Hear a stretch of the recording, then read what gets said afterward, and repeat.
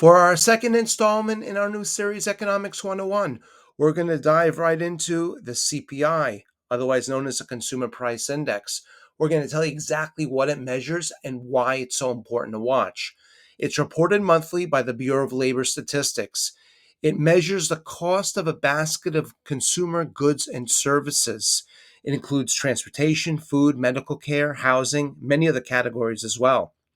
It's a primary indicator of inflation, otherwise known as the cost of living.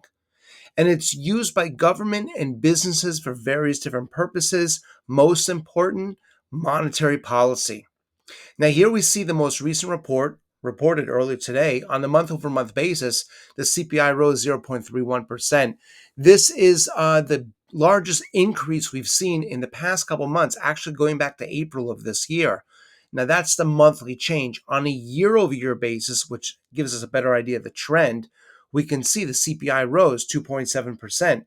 That is the strongest increase we've seen going back to, well, July of this year.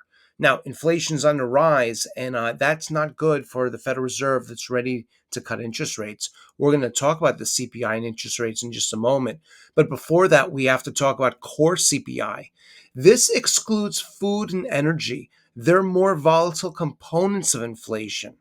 The Fed prefers to use core inflation because it's less volatile when making their monetary policy decisions. Here we see core CPI on a month over month basis. It's flat, 0.31%, more or less the same as where it's been on a monthly basis going back to August of this year. On a year over year basis, it's also quite flat, 3.3% compared to this time last year. Now, remember that this excludes food and energy. So you take away especially energy, fuel, gasoline. Inflation's actually quite stable, and that's good. Now we can see here the blue bars represent the core CPI, again, not including food and fuel. And then we have the standard CPI in red. And we can see, excluding food and fuel, again, inflation is actually quite steady going back to June of this year.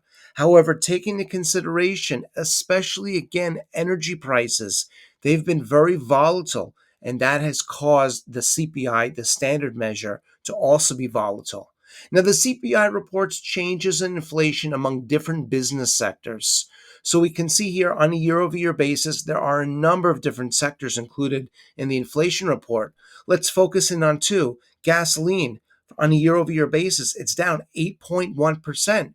Shelter includes all different categories of housing. On a year over year basis, that's up 4.8%. Now we can see here in blue, that's gasoline, in red, shelter. And the trend is really quite clear. Shelter prices, more or less, on a year over year basis, are stable, fluctuating to a small degree, but not that much. Not nearly as much as gasoline, which was down quite a bit, hitting a low in September, and since then has actually started to increase.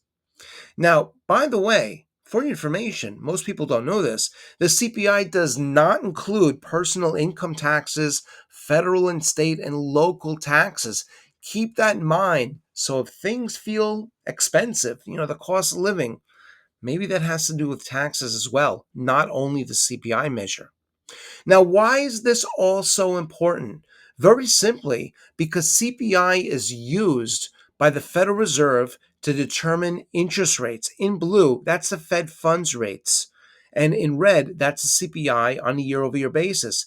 And notice they cut rates for the first time in September. The CPI on that month was reported at a 2.4% rate. Keep in mind now, we've rallied since then. We're up 2.6 last month and now 2.7%. What do you think that does for the Federal Reserve? When we ask your opinion, chat in the comments. Should they cut interest rates in the next meeting or should they hold steady, considering inflation is back on the rise? And also keep in mind that the core inflation is quite stable. That gasoline on a year over year basis, it's still negative, but less negative than it's been in the past. As a reminder, we're running our series of Economics 101, and we spoke last time about wholesale inventories. It's actually quite the interesting data set, and we hope that you'll join us again for our next installment as well. We hope this has been helpful. We look forward to seeing you back soon.